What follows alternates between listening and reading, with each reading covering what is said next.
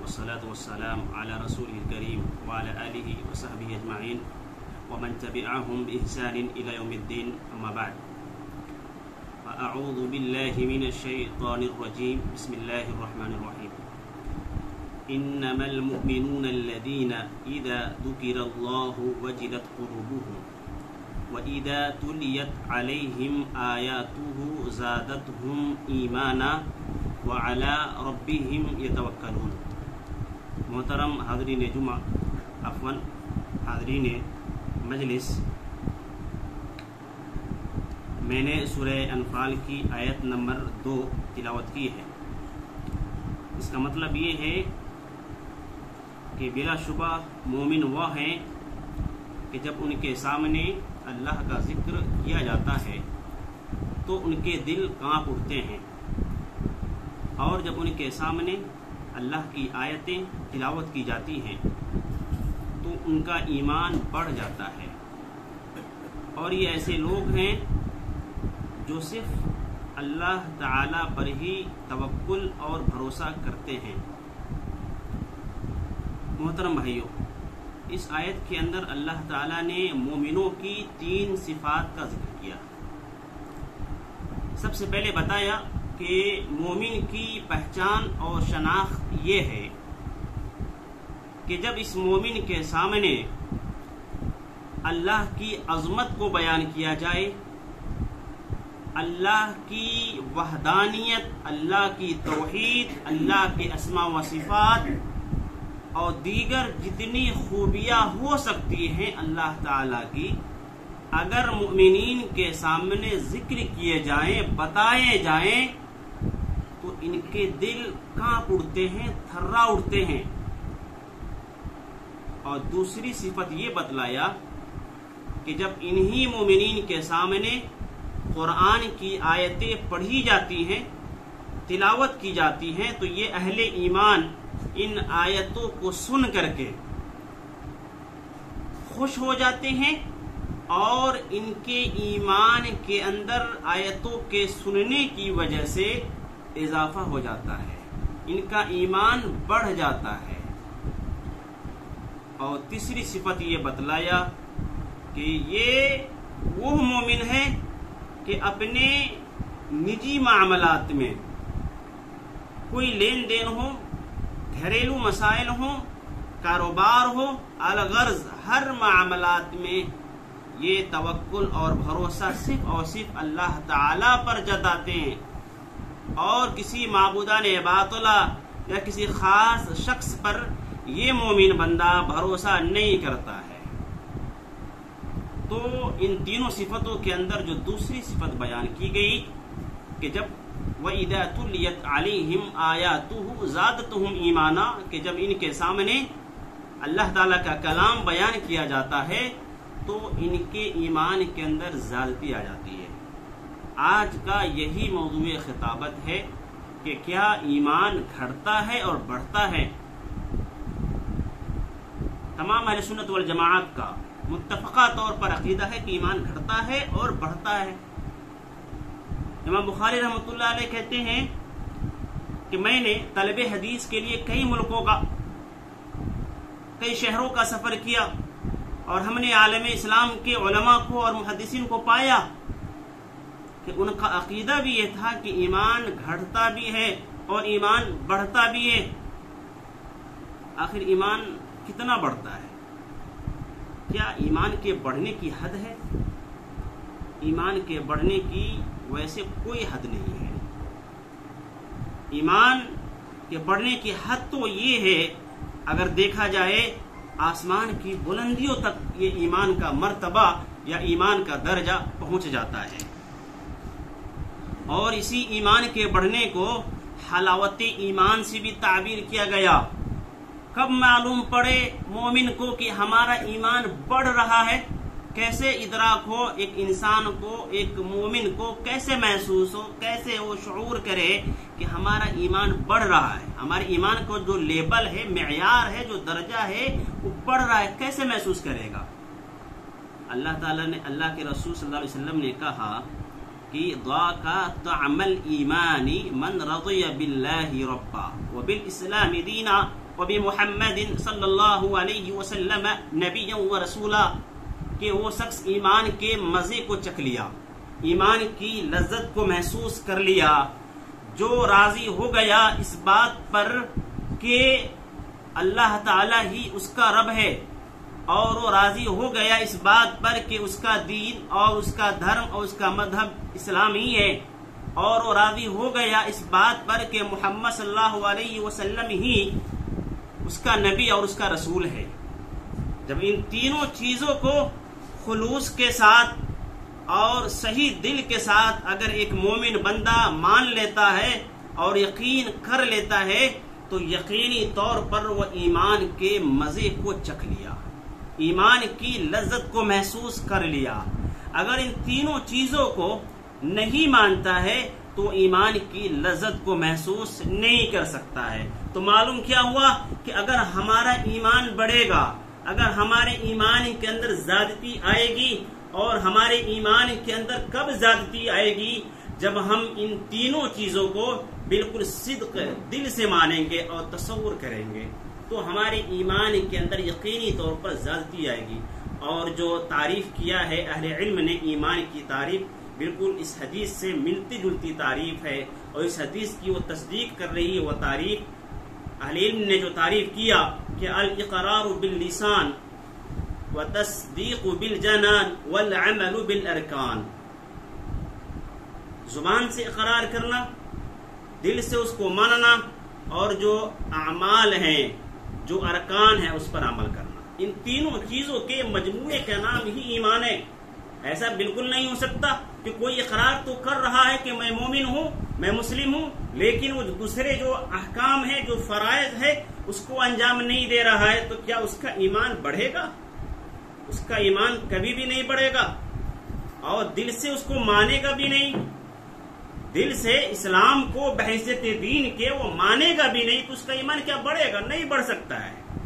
اور بڑے افسوس کی بات ہے، آج المیہ کیا ہے کہ ہمارے سماج کے اندر، ہمارے معاشرے کے اندر، چونکہ یہ دور ہمارا جو دور ہے اور یہ ہمارا زمانہ ہے، یہ نیا دور مانا جاتا ہے، ماڈرن زمانہ مانا جاتا ہے۔ جب یہ نیا زمانہ ہے تو اس زمانے کے لوگ بھی اپنے آپ کو ماڈرن کہتے ہیں، اور جو باتیں بولتے ہیں وہ ماڈرن بات بولتے ہیں۔ کوئی اگر پوچھ لیتا ہے کسی بڑے پیسے والے سے، کسی دولت مند آدمی سے، جب سوال کیا جاتا ہے کہ آپ مسلم ہیں؟ ہاں میں مسلم ہوں، لیکن میں پریکٹیکل مسلم ہوں۔ دیکھیں جواب کیا آتا ہے کہ میں پریکٹیکل مسلم ہوں۔ اب پریکٹیکل مسلم ہونے کا کیا مطلب ہے؟ پریکٹیکل مسلم وہ خود تشریح کرے گا، وہ خود کہے گا پریکٹیکل مسلم یہ کہ میں نماز بھی پڑھتا ہوں، ایسا نہیں ہوں کہ میں اور دیگر جو فرائض ہیں وہ میں پرفارمنس نہیں کرتا ہوں، اس کو ادا نہیں کرتا ہوں، بلکہ میں نماز بھی پڑھتا ہوں، روزہ بھی رکھتا ہوں، اور یہ تو کرتا ہے، سماج کے سامنے نماز بھی پڑھتا ہے، روزہ بھی رکھتا ہے، لیکن وہ صحیح دل سے، صدق دل سے اسلام کو وہ دین تصور نہیں کرتا ہے، دین نہیں سمجھتا ہے، اور وہ کہتا ہے کہ میں پریکٹیکل مومن ہوں۔ اچھا کیسے نہیں وہ سمجھتا ہے؟ وہی بندہ جو کہہ رہا ہے میں پریکٹیکل مسلم ہوں، وہ کہاں جاتا ہے؟ وہ مندروں میں بھی جائے گا، وہ ٹھیکہ بھی لگوائے گا، جو دوسرے جو رسوم ہیں، رواج ہیں غیر مسلم کے، غیر مومن کے، اس کو بھی ادا کرے گا۔ کبھی ضرورت پڑتا ہے تو وہ گرجا گھروں میں بھی جاتا ہے اور کلیساؤں میں بھی جاتا ہے، سکھ کے گرودواروں میں بھی یہ حضرات تشریف لے جاتے ہیں، اور اپنے آپ کو کہتے ہیں کہ میں مہذب ہوں، میں تہذیب یافتہ مسلم ہوں اور مومن ہوں۔ تو میرے بھائی صرف کہہ دینا کہ میں پریکٹیکل مومن ہوں یہ کافی نہیں ہے۔ آپ مومن ہیں، لیکن آپ کے ایمان کا جو درجہ ہے بہت نچلے درجے کا ہے۔ اگر واقعی میں آپ کامیاب مومن بننا چاہتے ہیں تو جو شرائط ہیں، جو ایمان کی تعریف اہل علم نے کیا ہے، ان تینوں چیزوں کو ملحوظ خاطر رکھنا ہوگا، تب جا کر کے آپ کامیاب مومن ہو سکتے ہیں۔ تو پتہ کیا چلا کہ ایمان کیسے بڑھتا ہے؟ اچھا ایمان پھر گھٹتا کیسے ہے؟ سوال یہ بھی ہے کہ ایمان گھٹتا کیسے ہے، اور اس کی تشریح جو حدیث، مشہور حدیث ہے جو ابن عمر کی ہے، اس کے اندر اللہ کے رسول کہتے ہیں کہ لا یزنی الزانی حین یزنی وہو مؤمن ولا یشرب الخمر حين يشربها وهو مؤمن ولا يسرق السارق حين يسرق وهو مؤمن ولا ينتهب نهمة حين ينتهبها وهو مؤمن کہ زانی زنا کرتے وقت مومن نہیں رہتا، شرابی شراب پیتے وقت مومن نہیں رہتا، چور چوری کرتے وقت وہ مومن نہیں رہتا، یا لوگوں کے مال کو لوٹنے والا مال لوٹتے وقت مومن نہیں رہتا۔ تو کیا مطلب ہے؟ ایک مرتبہ ہم نے کلمہ طیبہ لا الہ الا اللہ محمد رسول اللہ کا اقرار کر لیا، اس کے بعد کوئی زنا بھی کر لے، کوئی شراب بھی پیتا رہے، کوئی چوری بھی کرتا رہے، کوئی ڈکیتی بھی کرتا رہے، تو کیا یہ مومن رہ سکتا ہے؟ حدیث سے بظاہر تو یہی معلوم چل رہا ہے کہ یہ مومن نہیں رہا۔ جیسا کہ دوسرے جو فرقے ہیں، خوارج جیسے فرقے ہیں، ان کا عقیدہ کیا ہے کہ اگر کوئی شخص گناہ کر لے تو وہ اسلام سے خارج ہو گیا۔ مثال کے طور پہ کوئی زنا کا ارتکاب کر لیا، کوئی شراب پی لیا، چوری کر لیا، تو گویا کہ وہ مومن نہیں رہا، مسلم نہیں رہا۔ نہیں، اس حدیث کا مطلب یہ نہیں، ظاہری مطلب تو یہ ہے، لیکن معنوی مطلب امام بخاری رحمۃ اللہ علیہ اس حدیث کی شرح کرتے ہوئے کہتے ہیں کہ یہ مطلب نہیں ہے کہ وہ کافر ہو گیا، بلکہ لا یکون ھذا مؤمنا تاما، کہ ایسا شخص مکمل مومن نہیں ہو سکتا ہے، ولا یکون لہ نور الایمان، اور نہ اس کے لیے ایمان کی روشنی اسے مل سکتی ہے۔ مطلب یہ تو معلوم کیا ہوا کہ ایسا شخص اگر گناہوں پہ گناہ کرتے جا رہا ہے، چوری کرتے جا رہا ہے، ڈکیتی کرتے جا رہا ہے، شراب پیتے جا رہا ہے اور دیگر گناہوں کے کام میں وہ ملوث ہوتے جا رہا ہے، تو اس کا ایمان کیا بڑھے گا یا گھٹے گا؟ اس کا ایمان یقینی طور پر گھٹے گا، لیکن وہ کافر نہیں ہوگا، وہ مومن ہی رہے گا، لیکن اس کا ایمان کمتر درجے کا رہے گا، وہ مومن کمتر درجے کا رہے گا۔ اور اسی چیز کو اہل علم نے جو تعریف کیا ایمان کی، آگے تعریف یہ بھی کیا کہ الایمان یزید بطاعت الرحمن وینقص بطاعت الشیطان، کہ ایمان تو نام ہے اس چیز کا کہ اگر اطاعت و فرمانبرداری کیے جائے رحمان کے تو ایمان بڑھ جاتا ہے، اور ایمان تو یہ ہے کہ اگر معاصی اور گناہوں کے کام کیے جائے، شیطانوں کے جو کام ہیں وہ اگر ایک مومن کرنے لگے تو اس کا ایمان گھٹنے لگتا ہے۔ وَيَنْقُصُ بِمَعَاصِي الشَّيْطَانِ أَوْ بِطَاعَةِ الشَّيْطَانِ، تو معلوم کیا ہوا کہ اچھے اعمال اگر ہم کریں گے تو ہمارا ایمان بڑھے گا، اگر ہم برے اعمال کریں گے، گناہوں کے کام کریں گے تو ہمارا ایمان گھٹے گا۔ ہم پر یہ بات واضح ہو گئی کہ اسلام کے اندر ایمان کے گھٹنے اور بڑھنے کا کیا مطلب ہے۔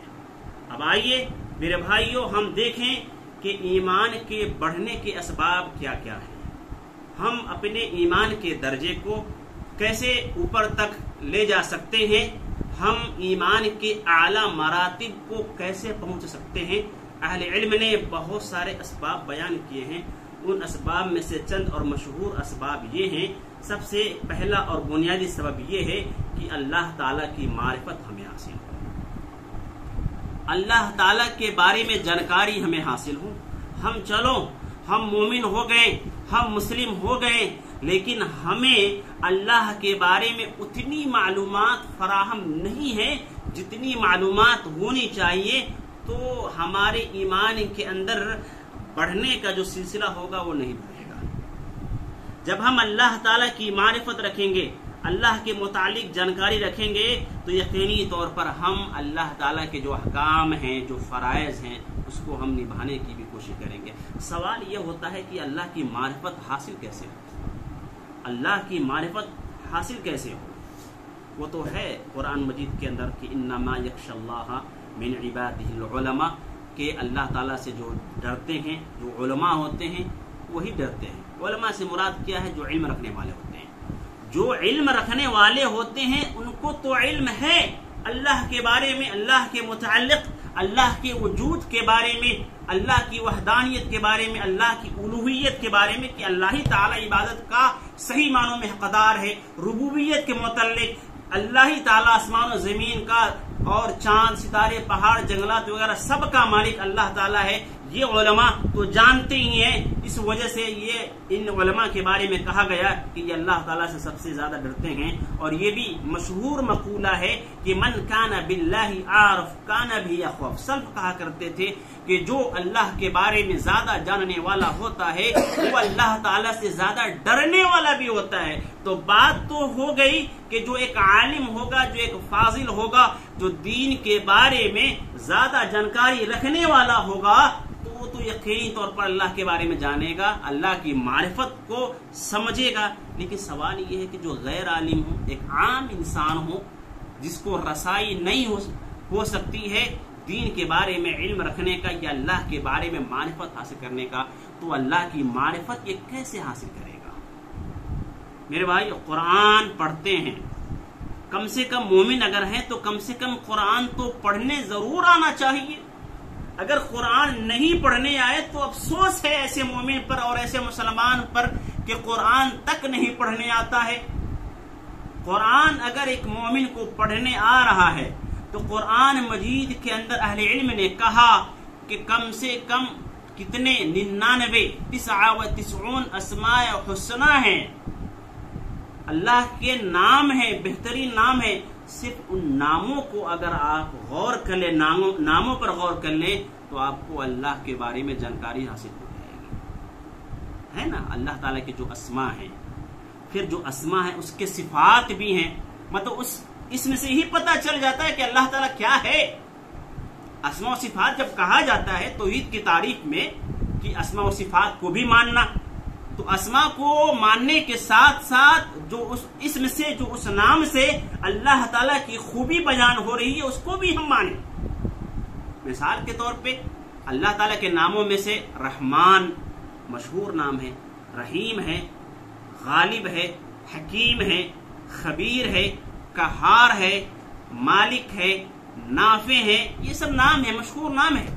ان ناموں پر صرف اگر کوئی بندہ غور کرے، آج تو وہ زمانہ نہیں رہا کہ کسی کو اگر کوئی اجمی ہے، عربی نہیں ہے تو عربی پڑھنے میں دشواری ہو. اتنا ڈیجیٹل زمانہ ہو گیا ہے، اتنا زمانہ ہمارا آگے بڑھ گیا ہے کہ ایک انگلی دبائیں آپ اور آپ کو ساری چیزیں لا کر کے رکھ دے گا. آپ بولیں اور آپ بولتے ہی آپ کو ٹرانسلیشن کر کے دے گا. اگر آپ عربی نہیں جانتے ہیں تو آپ حرف پر صرف انگلی رکھ دیں، وہ آپ کو بتا دے گا کیا معنی ہے. قرآن الحمدللہ لوگوں نے قرآن مجید کا بھی ایسا نسخہ تیار کر دیا ہے، ڈیجیٹل اس کو قرآن مجید کہتے ہیں. آپ پڑھ رہے ہیں، انگلی رکھ دیں تو اس کی تشریح آ جائے گی، اس کا ترجمہ آ جائے گا، اس کا معنی آ جائے گا، ساری چیزیں آ جائیں گی. جس لینگویج میں، جس زبان میں آپ جاننا چاہیں تو سب کچھ آ جائے گا. میں کہہ یہ رہا تھا کہ اللہ کی معرفت کیسے حاصل ہو. اللہ کی معرفت اگر حاصل کرنی ہے آپ کو تو زیادہ دور نہ جائے، صرف اللہ تعالیٰ کے اسماء پر آپ غور کر لیں. علامہ ابن قیم رحمۃ اللہ علیہ کہتے ہیں کہ اگر کوئی شخص بغیر سمجھے پورے قرآن کو ختم کر لے، بغیر سمجھے پورے قرآن کو ختم کر لے، اور اگر کوئی شخص صرف ایک آیت کو سمجھ کر کے پڑھتا ہے تو پورے قرآن کے ختم کرنے سے بہتر ہے. اچھا، یہ مطلب یہ بھی نہیں ہے کہ پورے قرآن کو اگر کوئی پڑھتا ہے سمجھتا نہیں ہے تو اس کو اجر نہیں ملے گا. وہ اجر ہے. وہ حدیث ہے کہ جو قرآن کی آیتوں کو پڑھتا ہے، جو حرف کو پڑھتا ہے تو ایک ایک حرف پہ 10 نیکیاں ملتی ہے. وہ مسلم بات ہے، وہ مسلم بات ہے. لیکن ایک بڑے عالم ہیں علامہ ابن قیم رحمۃ اللہ علیہ، ان کا قول ہے، وہ کہتے ہیں اور صحیح بات ہے، سمجھ کر پڑھنے میں جو مزہ ہے وہ بغیر سمجھ کر پڑھنے میں کیا مزہ ہے. آپ کو اگر ایمان کی لذت حاصل کرنی ہے، ایمان کی حلاوت حاصل کرنی ہے تو آپ کو معنی و مفہوم پر غور کرنا ہوگا. تو ایمان کے بڑھنے یا بڑھانے کے اسباب میں سے ایک بنیادی سبب کیا ہے کہ اللہ کی معرفت حاصل ہو. جب اللہ کی معرفت حاصل نہیں ہوگی تو ہمارا ایمان بڑھنا ممکن نہیں ہو پائے گا. دوسرا جو سبب ہے، جو اہم سبب ہے، وہ ہے اللہ تعالیٰ کے بارے میں غور و فکر کرنا. کائنات کے بارے میں غور و فکر کرنا، یعنی جو آسمان ہے، جو زمین ہے، جو سورج ہے، چاند ہے، دن اور رات ہے، اس کے بارے میں بھی اگر کوئی بندہ غور فکر کر لے کہ یہ رات جو ہے رات ختم ہو جاتی ہے، دن شروع ہو جاتا ہے. کبھی ایسا بھی ہوتا ہے کہ چھوٹی رات ہوتی ہے، کبھی وقت ایسا بھی آتا ہے کہ بڑی رات ہو جاتی ہے، کبھی ایسا بھی ہوتا ہے کہ دن چھوٹا ہو جاتا ہے، کبھی ایسا بھی ہوتا ہے کہ دن بڑا ہو جاتا ہے، کبھی بارش ہونے لگتی ہے، کبھی بارش نہیں ہوتی ہے، کبھی سورج نکلتا ہے، کبھی سورج نہیں نکلتا ہے. تو یہ پہاڑ وغیرہ ہیں، جنگلات وغیرہ ہیں، یہ سب کیا ہے؟ ان سب کے بارے میں آپ غور و فکر کریں تو یقینی طور پر اللہ کے وجود کا آپ کو ادراک ہوگا کہ کوئی نہ کوئی اس کا خالق ہے ضرور، کوئی نہ کوئی مالک ہے ضرور. اللہ تعالیٰ نے کیا کہا کہ ان فی خلق السماوات والارض واختلاف اللیل والنہار لآیات لأولی الالباب، کہ آسمان و زمین کی تخلیق میں، آسمان و زمین کی پیدائش میں اور رات و دن کے بدلنے میں، چینج ہونے میں، تبدیلی ہونے میں، اختلاف اللیل والنہار لآیات لأولی الالباب، عقل مندوں کے لیے نصیحت ہے، یہ نشانیاں ہیں. عقل مند اگر بصیرت سے کام لیں، غور و فکر کریں اور سوچیں اور سمجھیں تو ان کے لیے یہ نشانیاں ہیں. اور کن کے لیے؟ الذین یذکرون اللہ قیاما وقعودا وعلی جنوبہم ویتفکرون فی خلق السماوات والارض ما خلقت هذا باطلا سبحانک فقنا عذاب النار. وہ لوگ جو اللہ تعالیٰ کو ہمیشہ یاد کرتے ہیں، کھڑے ہو کر کے، بیٹھ کر کے، سو کر کے، اور آسمان و زمین کی پیدائش کے بارے میں، تخلیق کے بارے میں سوچتے رہتے ہیں. وَيَتَفَكَّرُونَ فِي خَلْقِ السَّمَاوَاتِ وَالْأَرْضِ. جب سوچتے رہتے ہیں تو کس نتیجے پر پہنچتے ہیں؟ کہتے ہیں کہ ربنا ما خلقت هذا باطلا، کہ اے رب اس کو تو نے باطل، بیکار پیدا نہیں کیا ہے. جب یہ سمجھ لیتا ہے تو مان لیتا ہے کہ اللہ کا وجود ہے، اور جب مان لیتا ہے تو اس کے ایمان کے اندر اضافہ ہونے لگتا ہے اور کہتا ہے فقنا عذاب النار، ہمیں تو جہنم کے عذاب سے بچا لے. جب یہی کہتا ہے کہ ہمیں جہنم کے عذاب سے بچا لے، گویا کہ اس کا ایمان کا درجہ بڑھ رہا ہے، اس کے ایمان کے اندر ذاتی آ رہی ہے. جب ان تمام چیزوں پر غور کرنے کے بعد یہ نتیجہ نکالتا ہے کہ ربنا ما خلقت هذا باطلا سبحانک فقنا عذاب النار. تو یہ دوسرا سبب تھا ایمان کو بڑھانے کا. تیسرا سبب اور اہم سبب ہے کہ نیک لوگوں کی صحبت اختیار کرنا. نیک لوگوں کی صحبت اختیار کرنا، جو متقی ہیں، جو پرہیزگار ہیں، جو اچھے لوگ ہیں، جو سچ بولتے ہیں، ان کے ساتھ رہنا، ان کے ساتھ اٹھنا بیٹھنا، مجلس میں جانا، وعد و نصیحت کی باتیں سننا، دین کی باتیں سننا، ایمان کی باتیں سننا. اگر ایسا بھی اگر کوئی کرتا ہے تو یہ بھی سبب بن سکتا ہے ایمان کے بڑھنے کا. وہ حضرت معاذ رضی اللہ تعالیٰ عنہ صحابہ کرام سے ہمیشہ کہتے تھے کہ تعال اجلس بنا نؤمن ساعتا، تعال تعال. صحابہ کرام کو کہتے تھے ہمیشہ کہ آؤ ساتھیو، آؤ بیٹھیں، کچھ دیر تک ہم بات کریں اپنے ایمان کے بارے میں، اپنے دین کے بارے میں، اپنے اسلام کے بارے میں. تعال اجلس بنا نؤمن ساعتا. تو اگر آپس میں بیٹھ کر کے جو آج ہم بیٹھے ہوئے ہیں اور کچھ باتیں کر رہے ہیں اسلام کے متعلق، تو یہ بھی سبب ہے ایمان کے بڑھنے کا اور ایمان کے بڑھانے کا. یہ جو مجلس قائم کی گئی ہے یہ بہت بڑا سبب ہے. یہ وعد و نصیحت کی مجلس ہے، یہ اسلام کی مجلس ہے، یہ دعوت دین کی مجلس ہے.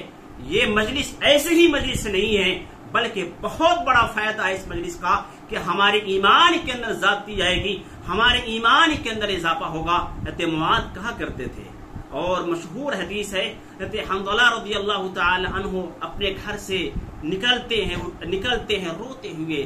راستے میں ملاقات ہو جاتی ہے حضرت ابوبکر صدیق رضی اللہ تعالی عنہ سے. وہ دیکھتے ہیں حضرت حنظلہ رضی اللہ تعالی عنہ کو اور کہتے ہیں کہ اے حنظلہ تم کیوں رو رہے ہو؟ حضرت حنظلہ کہتے ہیں نہایت افسوس کے ساتھ کہ اے ابوبکر کیا میں بتلاؤں، نافق حنظلہ،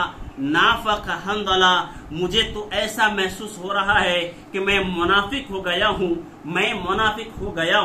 حضرت ابوبکر کہتے ہیں کہ تم کیسے منافق ہو گئے؟ حضرت حنظلہ بیان کرتے ہیں کہ اے ابوبکر جب میں رسول صلی اللہ علیہ وسلم کی مجلس میں ہوتا ہوں، جب ان کے پاس ہوتا ہوں، جب ان کی باتیں سنتا ہوں، جب وہ قرآن کی آیتیں تلاوت کرتے ہیں، جب حضرت جبرائیل علیہ السلام آسمان سے آیتوں کو لے کر کے ان کے سامنے آتے ہیں، ان کو سناتے ہیں، اور بزبان رسول ہم تک یہ آیتیں پہنچتی ہیں اور ہم سنتے ہیں، جنت اور جہنم کے بارے میں ہم سنتے ہیں بزبان رسول، تو ایمان ہمارا بڑھنے لگتا ہے، اور ایسا